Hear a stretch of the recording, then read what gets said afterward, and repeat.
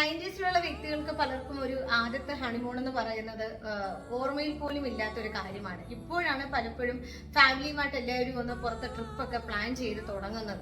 പക്ഷേ ഈ അടുത്ത് വന്നൊരു സെഷനിൽ രണ്ട് വ്യക്തികൾ 18 വർഷങ്ങൾക്ക് ശേഷം ആദ്യത്തെ അവരുടെ ഹണിമൂണിന് ശേഷം എംപ്ലോയീസ് ആണ് അവര് വീണ്ടും ഒരു ട്രിപ്പ് പോയി. പിന്നീട് എല്ലാ വർഷവും എല്ലാ തിരക്കുകളും മാറ്റി വെച്ചിട്ട് തന്റെ പാർട്ണർക്ക് മാത്രമായിട്ട് ഒരു ദിവസം മാറ്റി വെക്കാൻ ഇവർ തീരുമാനിച്ചു.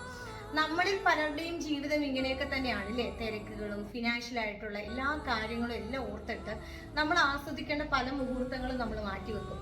പിന്നീട് തിരിഞ്ഞു നോക്കുമ്പോൾ എല്ലാം ഒരു നഷ്ടബോധം പോലെയാണ് തോന്നുന്നത്. അപ്പം വർഷത്തിൽ ഒരിക്കലെങ്കിലും അറ്റ്ലീസ്റ്റ് നമ്മൾ പാർട്ണറുമായിട്ട് ഒരു ദിവസം സ്പെൻഡ് ചെയ്ത് എല്ലാ തിരക്കുകളും മാറ്റി വെച്ചിട്ട് അവർക്ക് വേണ്ടി കൊടുക്കണം. ഇരു കൂട്ടരും അങ്ങനെ തന്നെ ആലോചിക്കണം. ഒരു സെക്കൻഡ് ഹണിമൂൺ പോലെ പലരും മിഥുന മൂവിയിലെ പോലെയാണ്, ഫാമിലിയുമായിട്ടായിരിക്കും പല ആദ്യത്തെ ഹണിമൂൺ എന്നൊക്കെ പറയുന്ന 90s നിങ്ങൾ മാത്രമായിട്ട് ഒരു സ്പേസ്, കുട്ടികളൊക്കെ വലുതായതിനു ശേഷം കുട്ടികൾ അവരുടേതായിട്ടുള്ള കാര്യങ്ങളിൽ പോയി കഴിയുമ്പോൾ നിങ്ങൾ മാത്രമായിട്ട് ഒരു സ്പേസിലോട്ട് മാറുമ്പോൾ ഒരു സെക്കൻഡ് ഹണിമൂൺ എന്ന് പറയുന്നത് നിങ്ങൾക്ക് കൂടുതൽ അടുത്തറിയാനും വിരസമായിട്ടുള്ള ലൈഫ് എൻജോയ് ചെയ്യാനും നിങ്ങൾക്ക് കൂടുതൽ സഹായകരമാകും.